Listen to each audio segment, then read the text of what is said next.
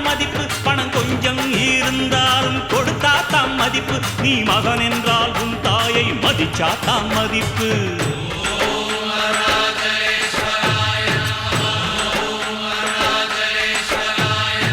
தனக்கென வாழ்பவன் இருக்கையில் இறக்கிறான். பிறக்கென வாழ்ந்தவன் இறந்துமே இருக்கிறான். உன்னை விடவும் எனக்கு வேறு உறவு இல்லையடா.